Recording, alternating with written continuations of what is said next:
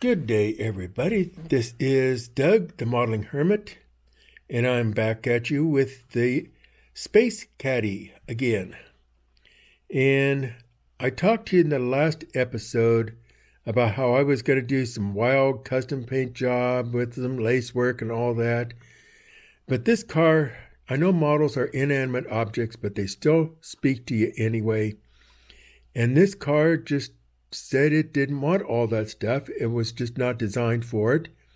So I went with simple silver stripes, trying to say that fast, and a purple metal flake paint job.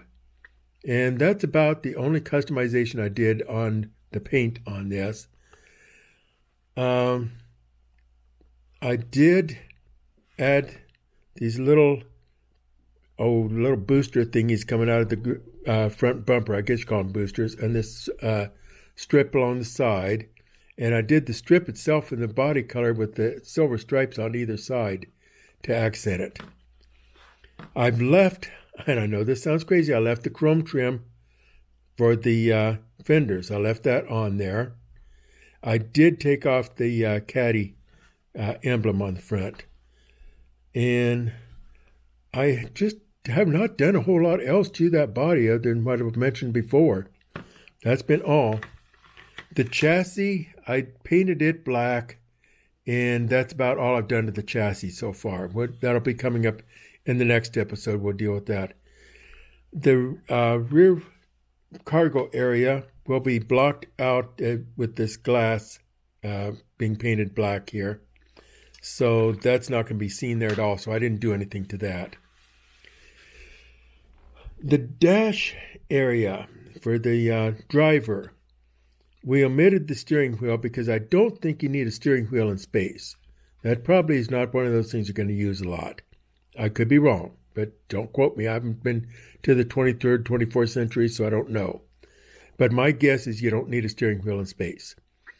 I instead used instrument pods, a series of those that stick out from where the steering wheel would have been. And then where the instruments would have been for the car, the normal ones, I've added just like a keypad up there. And the seat, I did that in the basic same colors as what, just basic colors for the seats. Let's just put it that way. I added a keypad for the security officer. And I'm not sure just what kind of, that's not really instrumentation, but who knows what that's for up there underneath the dash, but something he uses that for up there. Some sort of security stuff, I'm sure. The passenger compartment. Here we have gold with metallic silver or metallic purple accents. The lower class passengers, they just get a couple little jump seats for the entryway. And there's a drink disposal unit right around for everybody. The more important passengers, the big VIPs, they get some really nice cushioned seats, again in the gold and metallic purple colors. And then they get a little console where they can set their drinks at. And that's pretty much about what we're doing on the interior. This side here would just be where the door would be at to get in on the far side.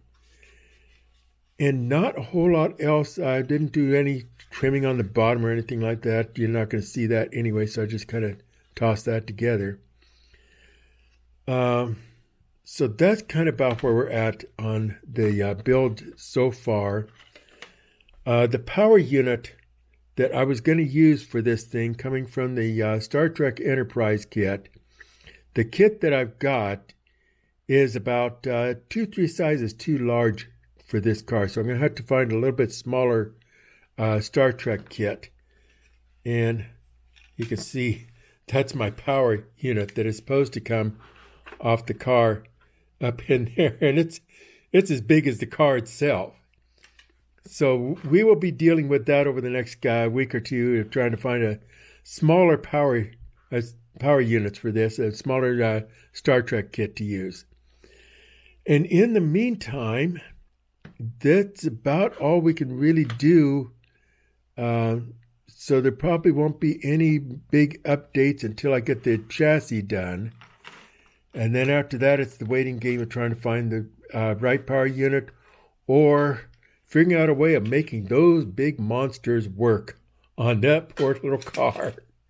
So this is the Modeling Hermit, and I am off the air and I am gone.